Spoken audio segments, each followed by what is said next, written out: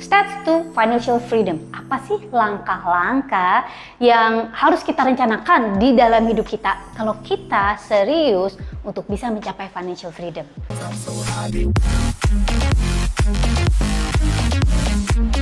What's up everyone? Welcome back to Teta Mega TV channel. Saya dengan Angelica. Misi dari channel kita adalah to bring inspirations, healing, and transformations in your life di bidang keuangan, relationship, mental health, and also spiritual.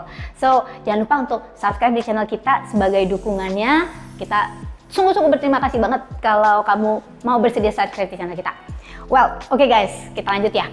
Video hari ini ngomongin tentang steps to financial freedom. Kalau sebelumnya, di video sebelumnya yang ini, saya udah ngebahas nih tentang this is the level of financial freedom. Banyak orang tuh nggak ngerti kan, financial freedom itu apa sih, kebebasan finansial. Banyak bergaul tetapi kurang mengerti apa yang dimaksud dengan financial freedom dan langkah-langkahnya. Nah, di video ini saya hanya ingin membahas secara singkat rencana kerja atau plan work yang sangat-sangat kamu perlukan untuk kamu bisa mencapai financial freedom itu di dalam hidup. Yang pertama tentu aja nih ya, sebelum semuanya, pertama kita harus nentuin dulu berapa banyak uang yang benar-benar kamu perlukan untuk kamu bisa freedom atau pensiun dini. Nah, kalau sebelumnya kita udah ngomongin ya level of financial freedom, ada securities, ada independence, dan bla bla bla. Nah, kamu mau berada di yang mana? Apakah kamu mau berada di level of financial freedom di mana kamu bisa gue yang essential basic needs saja udah cukup deh ya. Nah, berarti kamu harus tahu tuh.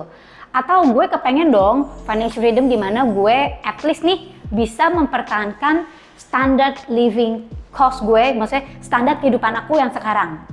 Tidak ditambah, tetapi at least dipertahankan. Misalnya nih ya, kalau sekarang kamu bisa cukup nyaman, punya satu rumah, punya satu mobil, satu kendaraan gitu ya. Dan ya pokoknya setiap kali bisa liburan, misalnya setahun 1 atau 2 kali, that's enough for me. Berarti itu adalah standard living yang harus kita capai. Ya. Atau kamu ingin jenis financial freedom yang terakhir tuh, yang kemarin kita ngomongin. Yaitu jenis financial freedom yang gue mau apa aja mau, yang apapun yang gue mau, apapun yang gue inginkan gue bisa beli dan gue bisa kemana aja kapanpun. Nah, jadi langkah pertama step to financial freedom ini adalah kita menentukan dulu kita mau di level yang seperti apa. Dan setelah kita tahu kita mau di level seperti apa, kita juga harus tahu berapa banyak uang yang harus kita peroleh untuk bisa mencapai level ini. Betul ya? For example, kalau misalnya kamu memilih aku yang pokoknya intinya basic essential cost-nya gue udah ketutup aja deh. Yang penting gue bisa cukup makan, cukup pakaian, ya cukup aja. Nah, level cukup yang basic essential setiap orang kan berbeda-beda. Kamu harus bisa menghitung, ya bisa menghitung. Sit down, take a note on paper, that something is very important gitu ya. Sometimes the simple one is the best. Tulis apa sih yang essential living cost kamu. Nah, kalau kamu mau menambah dengan at least setidaknya gue bisa mempertahankan standard living cost gue yang sekarang, itu yang lu tulis juga. Nah, sangat penting sekali guys, untuk lu memperkirakan berapa lama lu mau mencapai itu. Dan ketika lu udah mencapai itu, berapa lama setelahnya lu bisa hidup. Alias, kalau kamu udah mencapai level itu kan kamu sudah pensiun dini ya. Kamu harus memperkirakan how long is your life expectations. Artinya kenapa? Karena dengan begitu kamu harus memperkirakan setiap tahun kira-kira kos kamu bertambah berapa banyak. Rule of thumb-nya kurang lebih biasanya kita misalnya ambil standard living cost. Oke, yang penting for me financial freedom yang aku inginkan adalah aku bisa hidup nyaman dengan standard living cost gue yang sekarang. Ya, misalnya kalau standard living cost gue yang sekarang, kita bisa jaga dengan misalnya dengan penghasilan 10 juta. Berarti itu target kita. Tetapi nggak mungkin lu cuma punya 10 juta untuk bisa hidup 10 tahun lagi, 20 tahun lagi, 30 tahun lagi. Pasti setiap biaya hidup kita tuh terus meningkat, betul ya? Kurang lebih lu mesti memperhitungkan inflasi segala macam.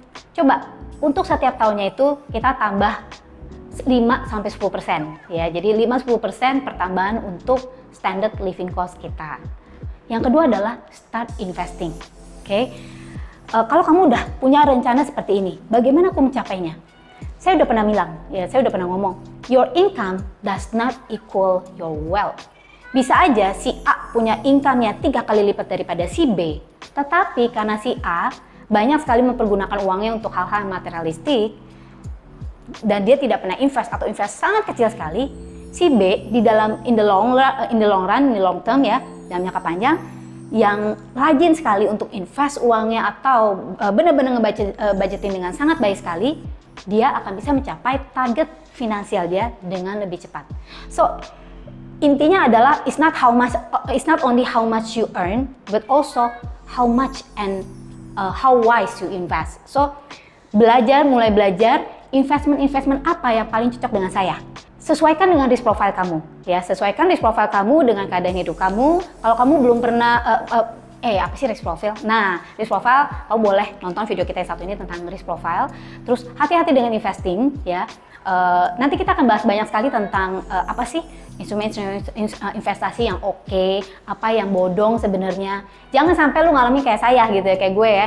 Yang maksudnya istilah kata udah ngumpulin lumayan banget, ya at least seharusnya ini gue bisa cukup oke, tapi karena langkah-langkah investasi yang salah, akhirnya gue kehilangan semua uang gue, dan itu beberapa kali terjadi ya. Sebelum kita benar-benar bisa jauh lebih wise dalam memanage uang kita. So start investing, learning how to invest very well ya, learning to protect ya, not only to invest but also to protect your capital. That's very important.